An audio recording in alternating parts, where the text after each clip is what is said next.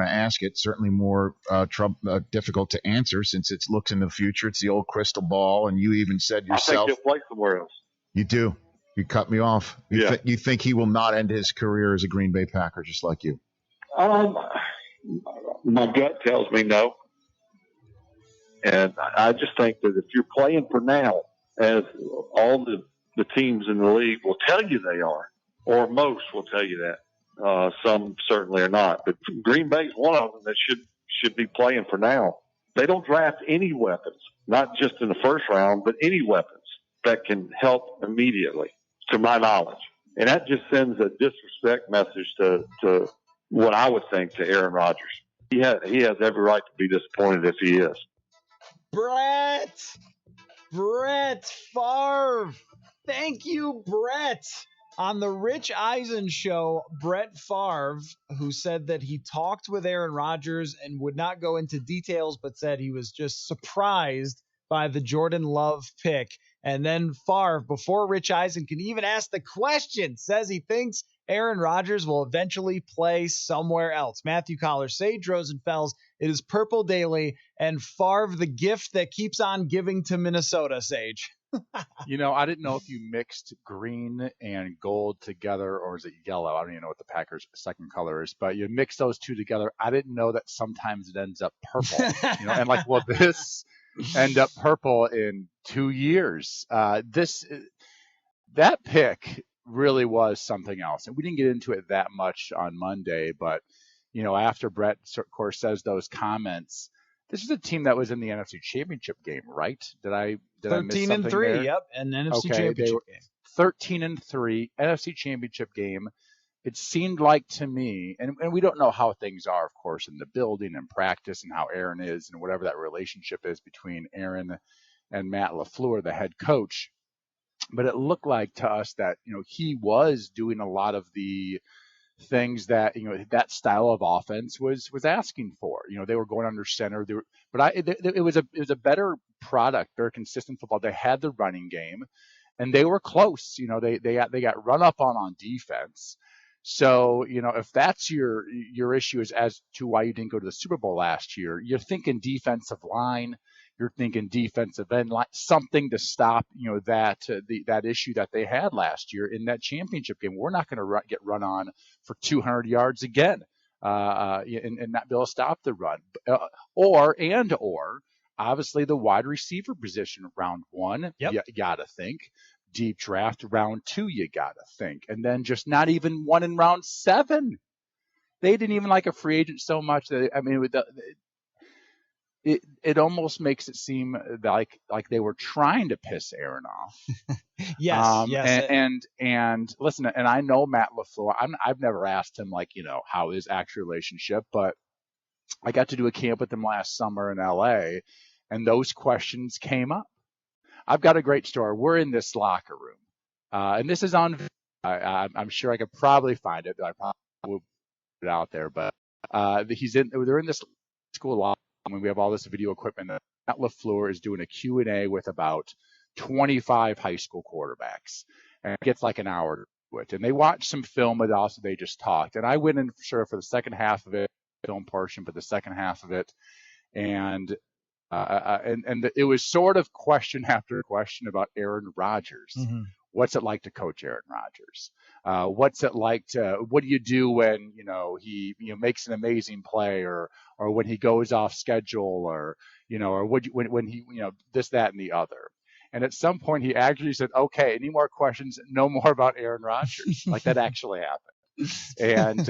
And it went, I think that he's trying to teach these kids, and they're asking for, leadership or this or that or coverages. And I think that's what more he wanted to talk about. But, kids love Aaron Rodgers. The kids that are 17, 18 years old, they have grown up watching him in his prime. He's done some amazing things. There's so many Favre correlations here, I guess, or whatever, like so many similarities in this situation between how they play. That Aaron, sort of a gunslinger, but doesn't turn the ball over. That's the thing. But and just how at the end of their career, like the relationship sort of soured within that organization. Yep. And there was a young quarterback drafted. And this one I think is even more shocking. I think this one's more shocking. Favre had talked about retiring and things, for a few years, probably at that Right. point, and still played Yes. for a few more years. I mean, there was just sort of ongoing, and there seems to be a soap opera. Maybe it's a little quieter, but with Aaron Rodgers as well, obviously with the last coach, with this, that, and the other. But it seems to me that I don't know what the contract situation is and how trades work and money and all those things, but I got to think that Matt LaFleur wants to move on from Aaron Rodgers now if he could. Well, and that's what it feels like to me, because that's what you do in this situation. Is go let's just and I honestly, this is a guy they really loved. Sure, I didn't really love him. I didn't see Pat Mahomes. I saw a guy that was probably too inconsistent for my liking. But he saw the upside, and I think if he fell far enough, they'd have made a decision. We're looking if he falls into the 20s or whatever, we're going to look to go get this kid, and they did that, and they found somebody to work with them, and they got this draft pick they wanted. But Aaron Rodgers needed another receiver. Allen Lazard is basically his number 2 wide receiver. He's not a number 2 wide receiver in the NFL, at least not yet, I don't think. And they didn't help him out to make Aaron Rodgers better at all in this draft. They went for the future. That's what you do when you draft a quarterback with some guys left on the bone. Is the what am I trying to say? The Chargers and the Steelers, they didn't really do that, and with the Giants, they did that in pretty much like the last year. Like, okay, Eli, where it was very this clear, is it. Right? That Eli it was going very clear, and that was not a surprise. And that's the best way to do it. And I got to think Aaron's a couple more years from that, right? So to me, I don't know if it's a year from now or 2 years from now. I think he's got 3 years left on his deal. I don't know the money situation, all those, but I can see a year from now Aaron Rodgers playing for somebody else. Who that is, I have no idea. But I think 20 NFL teams would be interested. 15 NFL teams would be interested, because you think you can get 2 good years out of them, or more, maybe even more, with how guys are playing right now. But I thought this pick was very surprising. I thought it was a couple years too early. They were just in the championship game, which means you're very, very close. And the reason they got mopped up by them were the way their lines got beat, in my opinion. Yeah. And when I watched Aaron in the regular season too, Aaron was harassed repeatedly right off the bat in that game. It was a dominating performance, and obviously in the playoff game, it was the offensive line dominating the Packers' defensive line, and that's why they won that game. It was that because of these other things. So if you're gonna not go receiver, which everybody knows they needed, go in one of those line areas, and they didn't even do that. So I think the Packers are moving on, and they probably can't move on fast enough. That's what it feels like to me. Well, let me give you the salary cap situation, and this might play into it. And philosophically speaking, it's not a terrible idea to be thinking forward with the quarterback position. This particular prospect is where I get hung up on, because I think he is much more of a project and has every single thing that you would think would go bust, like lots of turnover-worthy plays, isn't always that accurate, and so forth. But the contract situation with Rodgers does justify the thought of eventually moving on, because this year in 2020, his salary cap hit is going to be $21 million. Totally reasonable, totally manageable. 2021, that goes up to 36, and in 2022, that is almost $40 million cap hit. And here is the situation if they wanted to trade him. After June 1st, they can trade him and only take on any of the next 3 years about $14 million in dead cap space, which is manageable. But you have to do it after June 1st. If you do it before June 1st, they can't really trade him until 2022. So they could decide to do it this year. They could decide to do it next year. I mean, I doubt it's this year, but they've created certainly the most uncomfortable situation in the world for Aaron Rodgers. And I agree with you, Sage, when you say it's not the same with Favre. Favre looked like he was on his last legs. He obviously proved that wrong in Minnesota, but he looked that way in Green Bay. He had repeatedly talked about retiring. Rodgers has said he wants to play until he's 40 years old or more, which is where this contract takes him through. And also the fact that he just went 13-3 and took you to an NFC championship, Now, yesterday we had Rob Domofsky on, who said that this was not Matt LaFleur's pick. This is the front office. But I've got to think, Sage, that you're not making a pick of a quarterback unless you're talking with your head coach about what type of quarterback he wants to take over this role at some point. You wouldn't do it without asking your head coach how do you feel about Rodgers long term? Should we be looking toward the future? Which one of these guys would fit? And I wonder if Rodgers, if Greg Cosell, who was on Rich Eisen's show yesterday, is onto something when he talked about Rodgers just not really being the type of quarterback that Matt LaFleur really wants for his system. Yeah, Aaron does try to probably create more than LaFleur would like, and let's look at where LaFleur came from. All right, from Tennessee, their offense. All right, so Matt LaFleur basically built that offense last year, and they ran a continuation of it. It's the zone scheme, and Ryan Tannehill had an amazing career. He was efficient. He made plays, but he wasn't doing all schedule stuff. Aaron's just always done so much off schedule stuff that sometimes, as a play caller, as an offensive coordinator, as a head coach, it's like sometimes you feel like the play is there, and if you would just use the old fashioned, you take your 3 steps. If he's not there, you're gonna drop a step and hit your check down over the ball and just move on, But Aaron likes to try to create too much, right? And I think that can sort of make a head coach rip his hair out, because it's like, man, if you just run the offense like we've talked about, like we're going to do this read versus this coverage, 9 out of 10 times you're going to get the completion. But for whatever reason, you're deciding, because this will linebacker is a step or so this way, you're going to go out and pump somebody, then try to throw it behind his ear when I'm looking to the other side of the field and that guy was open versus that coverage that we had talked about, right? So those types of things can be hard for coaches. Coaches like to be controlling, and they don't like those types of surprises. It's why you practice and do those things. But Aaron's always done those things. I did think he cut down on those a lot last year. I will say I felt like, because I remember I went back and rewatched that San Francisco Green Bay game, and San Francisco was tearing it up, but he was holding on to the ball again, sort of too much.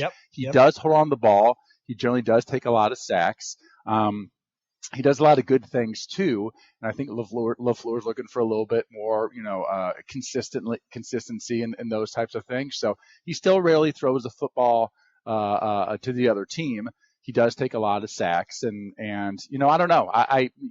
Who knows? We don't know how their relationship is at all. I know the Packers were 13-3 last year. They had a very balanced and good offense. They didn't have a premier wide receiver. I think Jimmy Graham is not a premier tight end in any way. I think he's just sort of a guy at this point. They need some weapons. You love their running game.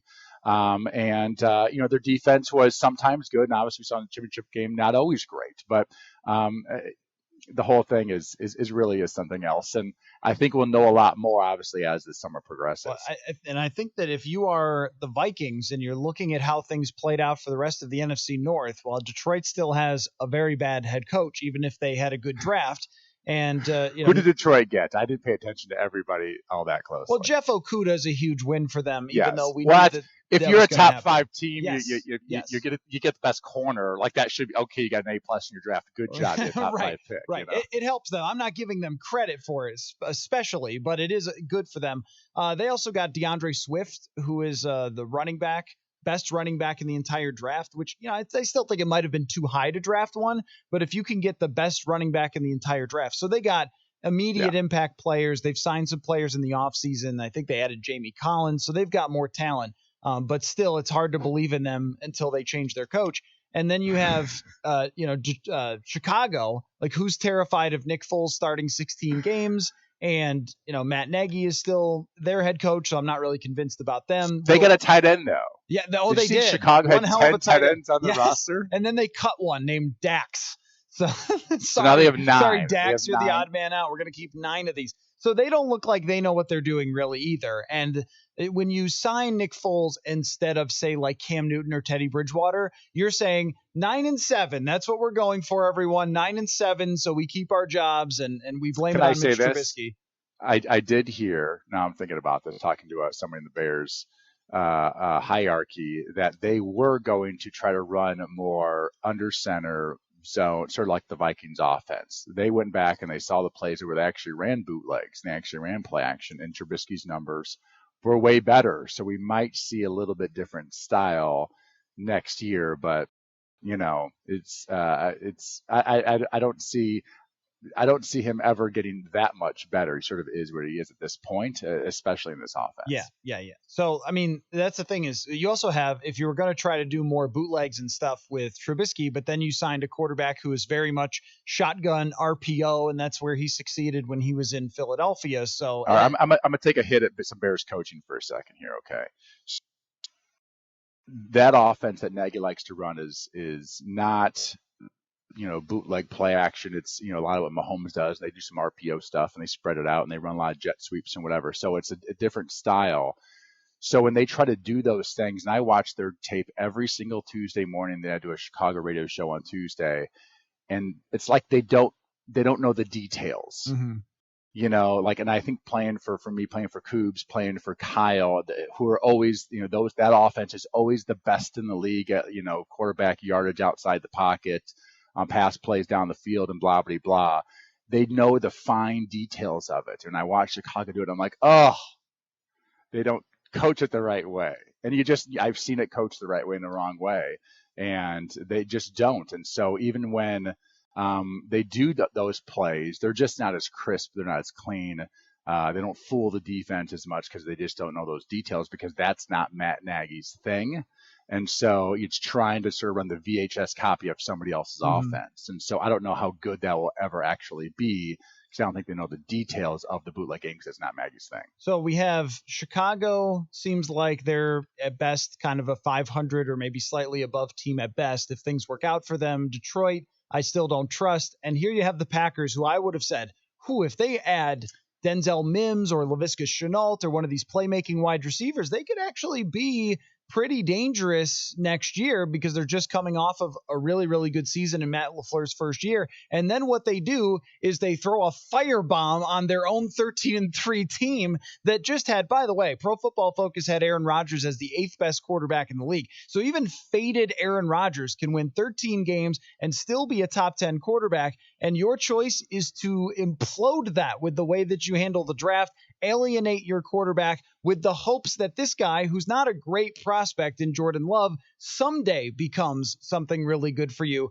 I don't really get it. I think that actually Pittsburgh took the better approach in just saying, you know what, Ben Roethlisberger really didn't like when we drafted even a third-round quarterback, so forget it. Let's just let it play out, and somebody else will be our quarterback later. We'll burn the bridge at the end of the whole thing, and it'll be done, and we'll build it back up immediately or something. It's going to be a bad year or something like that.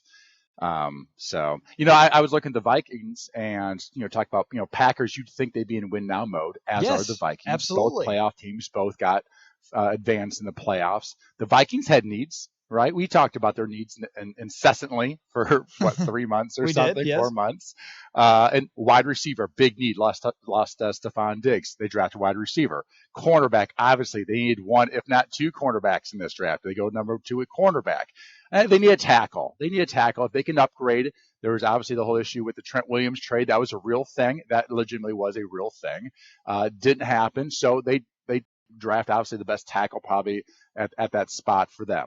And then, they need that second corner. Let's do another cornerback. They lost Everson Griffin, defensive end. They got some young guys they like, but okay, defensive end. Like, they did everything that you would think you would need to fill the holes that they have. Yep. Which is why everyone gave them. There's not a random tight end in there. You know what I mean? Like, yeah, right. So they're drafting the win now, and the Packers draft. And then how about the other running back? I think they drafted a running back in the 3rd round, maybe second round. I'm not sure. Second round. That AJ he's Dillon. like sort of a power back. Yeah. He's not like an Alvin Kamara to get it to Aaron to throw the ball to.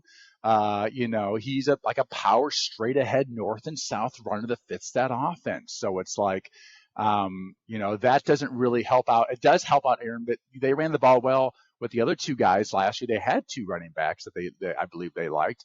And if anything, they need probably a scat back on 3rd down who can, get you big down on one-on-one matchups and things like that. They didn't. They go with the power back, which is like, okay, now we're even going to more take the ball out of your hands, Aaron, because we need another running back.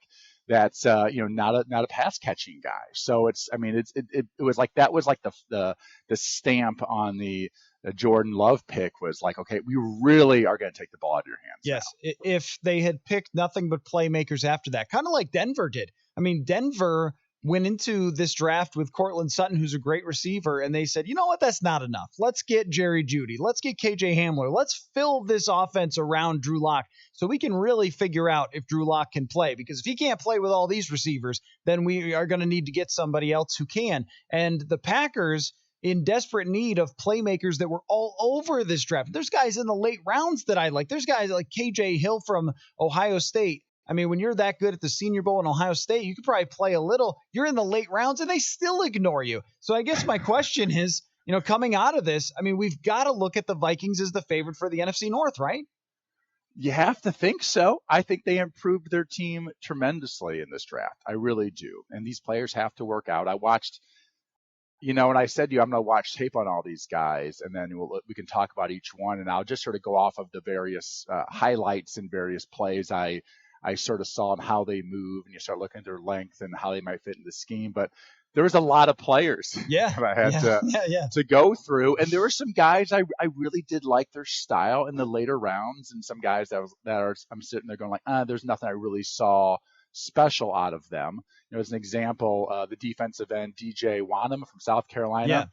I didn't see anything special. I saw him play in the Alabama game, and he's I don't know. It just didn't seem like he's a Everson Griffin pass rusher. It didn't seem like he was overtly explosive or fast or anything. And we'll see how he ends up. But there was other guys I saw even lower that I was like, I like the way that guy plays or some of his information.